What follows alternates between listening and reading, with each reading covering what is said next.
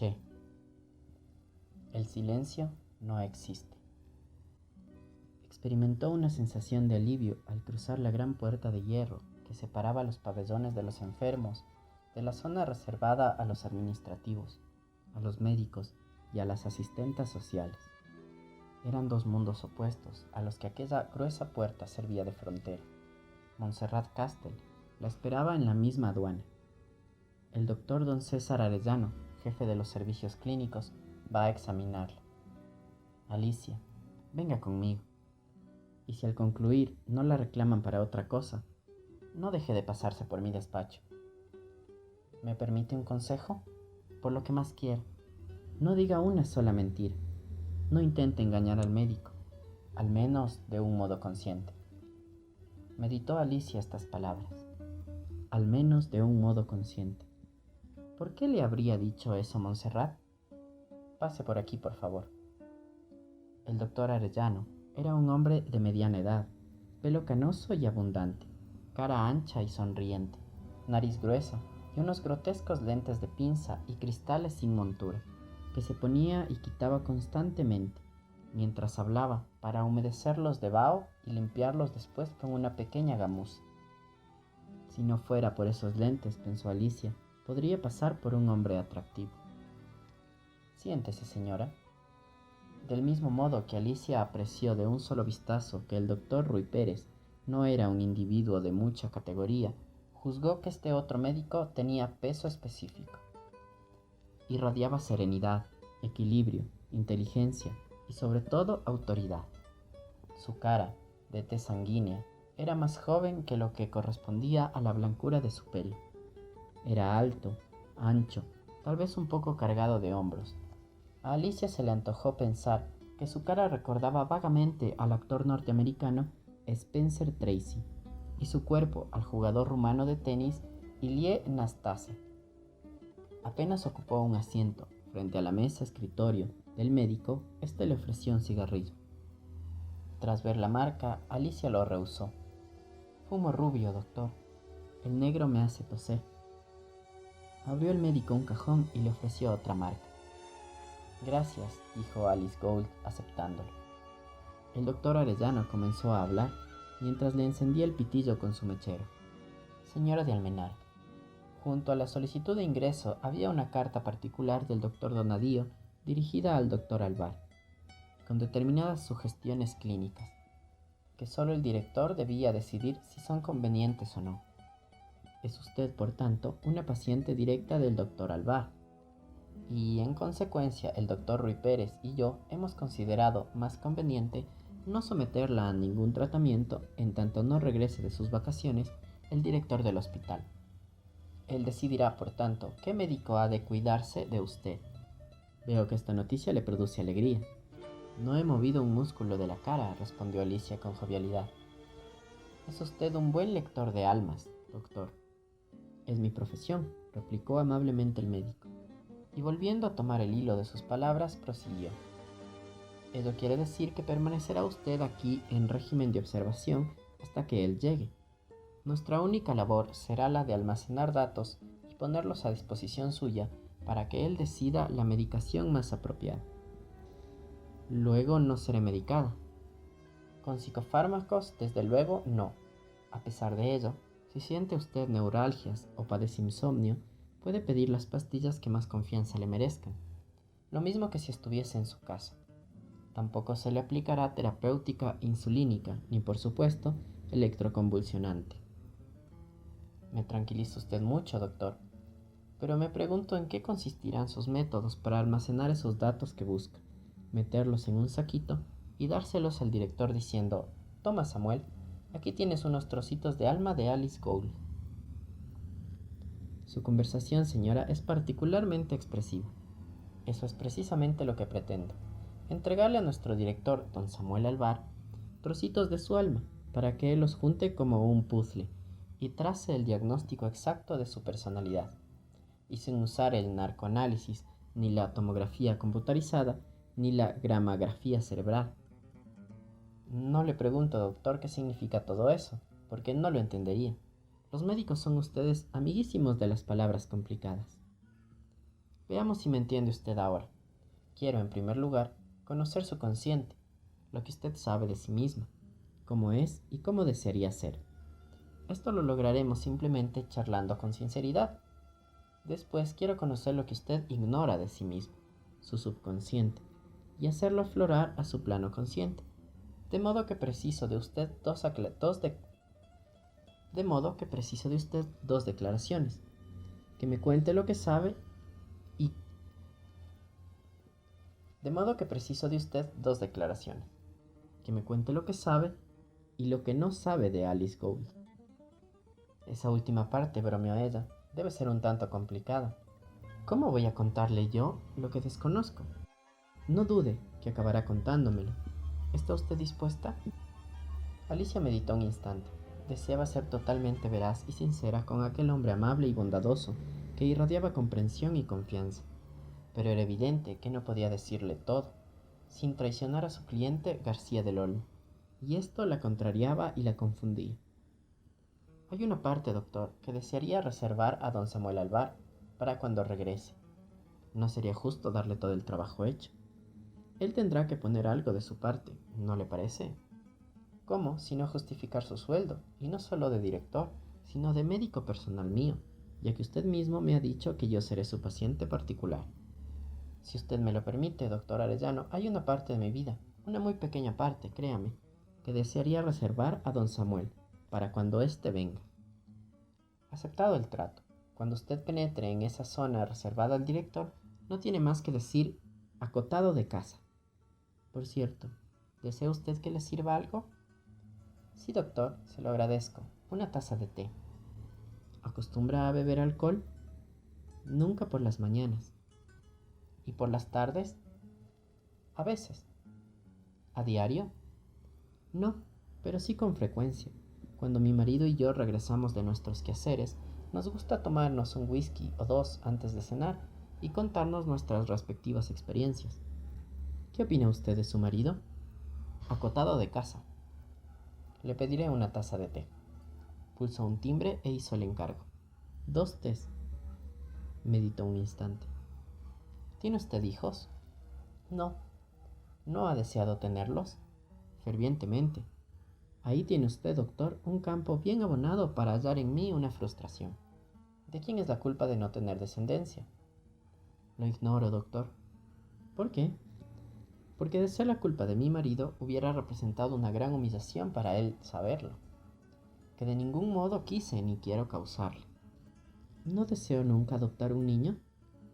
Sí, y yo misma hice las gestiones legales, pero mi esposo se opuso. Yo respeté, claro es, sus sentimientos. ¿Le ha sido siempre fiel? ¿Él a mí? Sí, él a usted. No lo he indagado. ¿Por qué? Porque hubiera supuesto una ofensa para él esa muestra de desconfianza. Nunca se habría enterado. Ello no obsta para que yo, en mi fuero interno, le hubiese ofendido. ¿Y usted, señora de Almenara, le ha sido siempre fiel? Siempre. ¿No ha sido nunca solicitada por otro hombre? Muchas veces, doctor, y por muchos. ¿Ello la halagaba? No puedo ocultarlo. Sí, me halagaba. ¿Y nunca se dio a ese halago? Nunca. ¿Alguno de sus pretendientes le agradaba? Sí, y mucho. Y a pesar de ello, jamás, doctor. Explíqueme detalladamente por qué. Por respeto a mi marido, pero también por respeto a mí mismo. Tengo un alto concepto de la dignidad humana. Creo que somos una especie distinta y que esta distinción nos impone derechos y deberes. No podemos exigir los primeros sin sentirnos solidarios con los segundos. Si me lo permite, doctor, estas son convicciones muy arraigadas en mí. ¿Es usted creyente? No lo fui en mi infancia, ahora sí. Eso contradice la norma general. Nunca me ha interesado la norma general. ¿Esas convicciones las heredó usted de su padre? No sé si esas cosas se heredan. Ignoro si se transmiten en los genes. Más exacto sería decir que las recibí de mi padre, no que las heredé. Fue conmigo un educador excepcional. A medida que pasa el tiempo, su figura se agranda dentro de mí. ¿Y la de su madre? Mi madre murió siendo yo muy niña. y mi padre tuvo el acierto de ensalzarla grandemente a mis ojos. Hablaba de ella con mucha ternura, mas también con sincera admiración. Cuando me reprendía, era frecuente que dijera: tu madre no hubiera dicho eso, o no hubiera hecho eso. Y no le molestaba o no hería su sensibilidad infantil esa comparación constante con una mujer que, aun siendo su madre, usted no llegó prácticamente a conocer. No, doctor, no. Mi madre era el ideal que yo debía alcanzar. Mi padre me la pintaba como la suma de las perfecciones, como el modelo que yo, si quería ser digna, bondadosa y fuerte, debía imitar. ¿No tuvo nunca celos del amor que su padre manifestaba por su madre? No, doctor. Sigmund Freud, que es quien ha metido esa idea en la cabeza de todos los psicoanalistas, era un perfecto cretino. No exactamente un cretino, murmuró el doctor, pero sí equivocado en las interpretaciones exclusivamente sexuales que daba a los símbolos, los sueños y los secretos ocultos de nuestro subconsciente.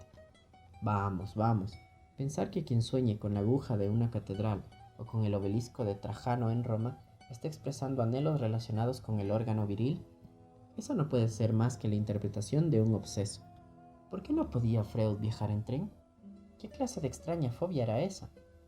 Me gustaría ser yo quien hiciese el psicoanálisis a ese caballero. Creo verdaderamente que el obseso sexual era él, y no sus pacientes. Eso es lo que pienso, y no retiro lo de cretino. Si eso le sirve de consuelo, le diré, señora, que opino lo mismo que usted, salvo en lo de cretino. Freud era un sabio que descubrió uno de los métodos más eficaces para hacer aflorar al consciente secretos morbosos, escondidos en nuestro interior, perdidos en la memoria, como un niño abandonado en el bosque, que sabe que existe un camino para su salvación, pero que no lo encuentra. Su error estriba en la dirección unilateral que dio a sus interpretaciones. No solo somos sexo, doctor, odio a Freud. ¿Le odia usted realmente? No, doctor, es una manera de decir. Yo no odio a nadie, pero siento una indecible aversión por los obsesos, por las cabezas cuadradas y por los que aplican la geometría al estudio del alma humana. Tienden a simplificar lo que es tan variado, tan complejo, tan interesante y tan grande, como el espíritu. Ah, doctor, disculpe usted mi audacia. En realidad, me estoy metiendo en el campo de usted. Y eso me agrada profundamente, señora. Tal vez sus ideas sean apasionadas, pero son inteligentes y apoyadas en criterios sanos y lúcidos. Puede usted escuchar a un hombre de edad sin que ello lo ofenda, que me agrada usted mucho.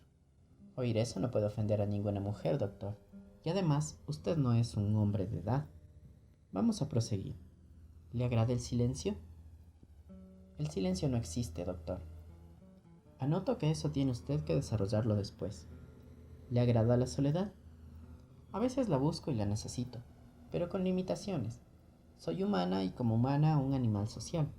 Mis incursiones en la soledad son esporádicas, pero si persistieran contra mi voluntad, estaría dispuesta a echarme en brazos del primer ser viviente con quien me topara y traicionar todos mis prejuicios puritanos.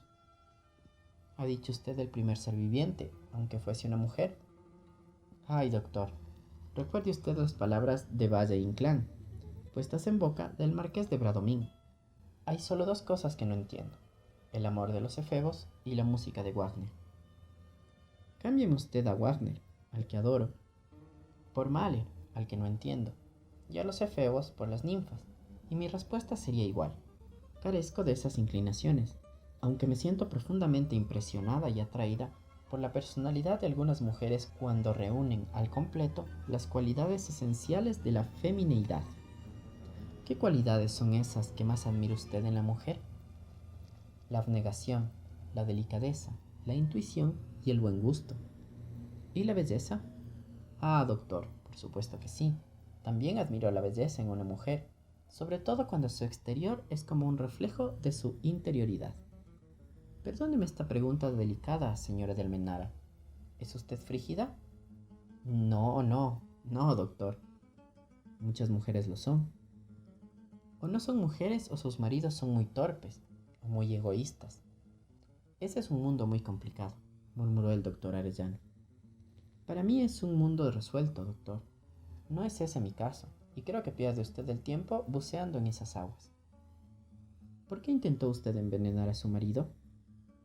campo acotado. ¿Qué le indujo a hacerse detective? Vedado de casa. Dígame, ¿qué es lo que más le desagrada de usted mismo? Verme así vestida. ¿De qué está usted más satisfecha? De mi afán de superación. ¿Y más descontenta? De no hacer todo lo que debo por cultivar mi espíritu y ayudar a los demás. ¿Qué piensa usted de las artes? El arte es la ciencia de lo inútil. El médico frunció la frente sorprendido. Aquella respuesta no cuadraba con la personalidad que había creído adivinar en su paciente. Quiere decir que desprecia usted las artes, que las considera algo trivial, y a quienes las practican, gentes desocupadas que no tienen otra cosa mejor que hacer. Nada de eso, doctor. Considero que el arte es tanto más sublime cuanto mayor es su inutilidad. Explíquese mejor. El hombre es el único animal que se crea necesidades que nada tienen que ver con la subsistencia del individuo y con la reproducción de la especie. No le basta comer para alimentarse, sino que condimenta los alimentos, de modo que añadan placer a la satisfacción de su necesidad. No le basta vestirse para abrigarse, sino que añade a esta función tan elemental la exigencia de confeccionar su ropa con determinadas formas y colores. No se contenta con cobijarse, sino que construye edificios con líneas armoniosas y caprichosas que exceden de su necesidad, lo cual no ocurre con la guarida del zorro, la madriguera del conejo o el nido de la cigüeña. ¿Hay algo más inútil que la corbata que lleva usted puesta? ¿De qué le sirve al estómago una salsa Cumberland o un Chateaubriand a la Perigot? ¿Qué añade el cobijo del hombre, el friso de una escayola o las orlas en forma de signos de interrogación de los hierros que sostienen el pasamanos de una escalera? Pues bien, todo eso que está inútilmente añadido a la pura necesidad ya es arte. La gastronomía, la hoy llamada alta costura, y la decoración son las primeras artes creadas por nuestra especie, porque representan los excesos inútiles añadidos a las necesidades primarias de comer, abrigarse y guarecerse. Dígame, señora de Almenara, ¿dónde ha leído ese ensayo sobre la inutilidad? Me gustaría conocerlo. No necesito leer a los demás para formarme una opinión, doctor. Prosiga, señora, me tiene usted absolutamente fascinado. Pues bien, continuó Alicia, en el momento mismo en que el espíritu creador del hombre se despegó incluso de la necesidad primaria para producir sus lucubraciones, nacieron las grandes artes, la poesía, la danza, la música y la pintura. Olvida la arquitectura. Considero a la arquitectura como a la gastronomía, un añadido inútil a una necesidad primaria. La danza, en cierto modo, también tiene ese lastre, pero se aleja más de las necesidades. ¿Cómo explicarme? Una mímica sublimada. Eso es lo que quería decir. Tal vez la danza sea anterior al lenguaje y tuviera en sus orígenes una intencionalidad práctica, con carga erótica, reverencial o religiosa. Yo no estaba allí y no sé qué intencionalidad tenía, pero no hay duda que encerraba un propósito, encaminado a la consecución de un fin. No sé si me explico, pero la intencionalidad es algo muy superior a la necesidad primaria. Está ya directamente relacionada con el juicio y la voluntad. Quiero esto y voy a demostrarlo con gestos y ademanes rítmicos. Y la humanidad se puso a danzar. De ella lo Pavlova o a Nureyev no había más que un paso. La pintura permanece en un género superior. Es más útil todavía. Tiene un lejanismo parentesco con la escritura ideográfica. Mas, una vez añadida su carga de inutilidad, la distancia entre lo necesario y lo que no sirve para nada se hace tan grande que la considero entre las primeras de las artes mayores. ¿No opina lo mismo, doctor? Mi querida amiga, no es mi opinión lo que me interesa, sino la suya. ¿Y no le interesa que a mí me interese conocer su opinión, doctor? Sería muy poco galante de su parte dejarme hablar y hablar sin intervenir. Eso es precisamente lo que deseo, señora, y empiezo a pensar que se le ha acabado la inspiración. ¿Cómo juzga usted la poesía? Paralela en méritos a la pintura, aunque un tanto más inútil todavía. ¿Qué quiere decir o para qué sirve decir? Mi corazón, como una sierpe, se ha desprendido de su piel, y aquí la miro entre mis dedos, llena de heridas y de miel.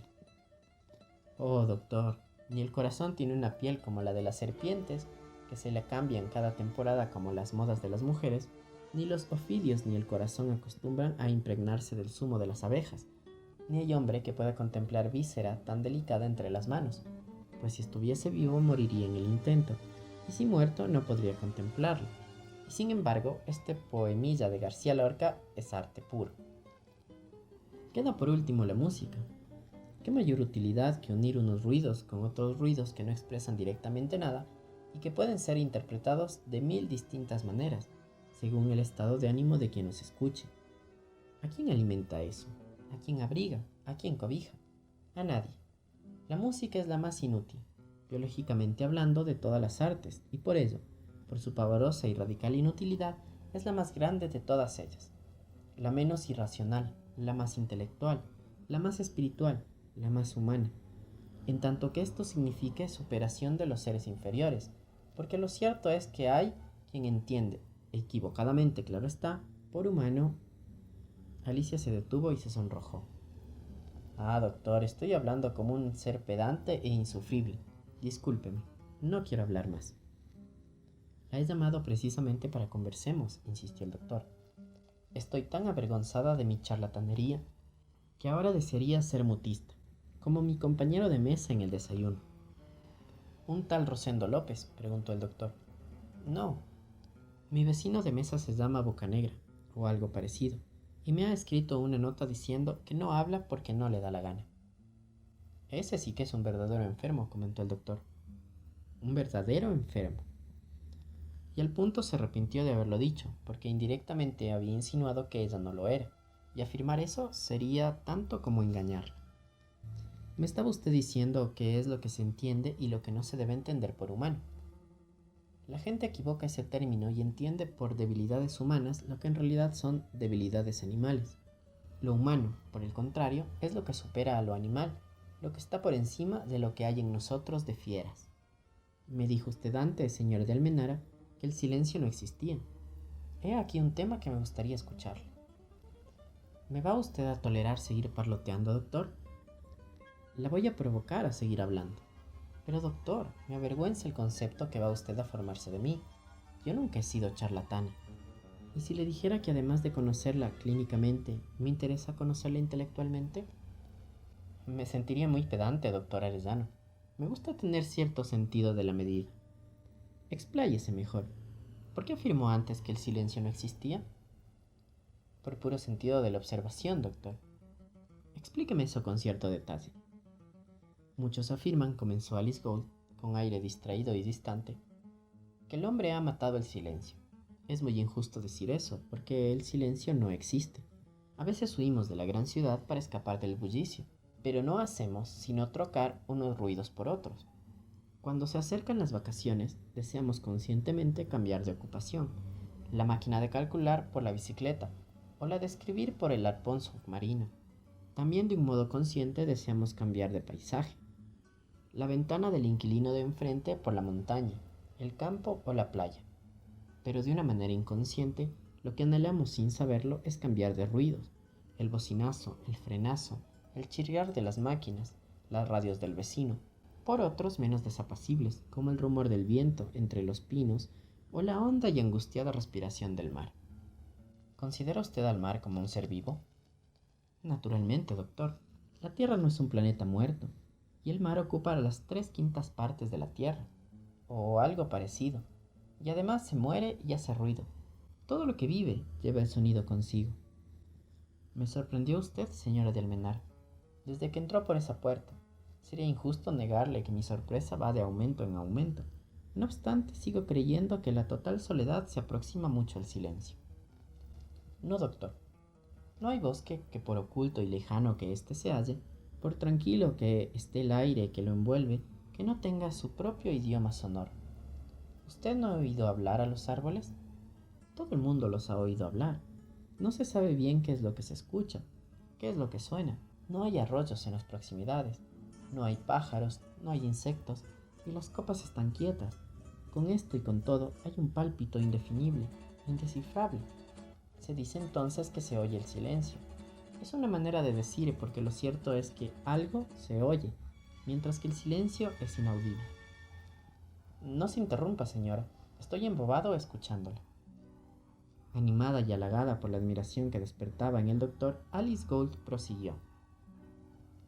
He aquí una palabra, silencio, que el hombre ha inventado para expresar una realidad que no ha experimentado jamás, para describir lo que nunca ha conocido, porque todo en él y alrededor de él es un cúmulo de mínimos estruendos, y la voz que sonó una vez no se pierde para siempre. La vibración de la onda sonora se expande y aleja, pero permanece eternamente. Esta conversación que estamos teniendo, doctor, existirá en el futuro en algún lugar lejano. ¿Quiere usted decir que toda palabra es eterna? Es una simpleza lo que digo, no hay nada de original en ello, puesto que está probado. La curiosidad insaciable del hombre creó grandes ojos, los telescopios, para ver más allá de lo que la vista alcanza. Ahora han creado grandes orejas, los radiotelescopios, para captar los ruidos del universo. Y he leído que aún se oye el sordo clamor de la primera explosión, la que fue origen de la creación del mundo y de la fuga de las galaxias. Antes de esto sí existía el silencio, y se acabó. No hablo más. Me ha forzado usted a expresarme ex cátedra, pedantescamente. Ha conseguido avergonzarme. Me siento muy ridículo. Quedó mudo el doctor y observó descaradamente, entre compadecido y admirado, a aquella singular mujer, inteligente, sensitiva, fina, atacada de una enfermedad aún sin diagnosticar. Oh, doctor, le he aburrido. Estoy segura de que le he aburrido. No me responde, don César. Después de sus admirables palabras sobre el silencio, respéteme usted, señora de Almenara, que me recree recordándolas. Estuvo callado mucho más tiempo de lo que Alicia hubiese querido. ¿Le he molestado en algo, doctor? Sí, cállese. Al cabo de unos segundos preguntó, ¿puedo retirarme? No. Fue la respuesta desabrida de César Arellano, y enseguida añadió disculpándose. He dicho no, porque me faltaba preguntarle si necesita usted algo, y si yo puedo proporcionárselo. Sí, doctor, míreme. No estoy acostumbrada a andar vestida así. Ello me deprime. He visto a algunos residentes correctamente vestidos, tal vez exageradamente bien vestidos. Yo no aspiro tanto. Quiero sencillamente no estar disfrazada de lo que no soy. Un chulo de barrio, un hortelano de pueblo. Quiero vestirme de mí mismo. Claro que no quiero galas ni elegancias sofisticadas, pero eso sí, vestirme con cierta armonía, de acuerdo con las circunstancias en las que estoy y recuperar mis objetos de tocador. Cuando suba usted a su cuarto se encontrará con sus objetos personales. Solo le ruego que se vista usted con cierta discreción. Oh, doctor, ¿es cierto lo que me dice?, exclamó con gran alegría.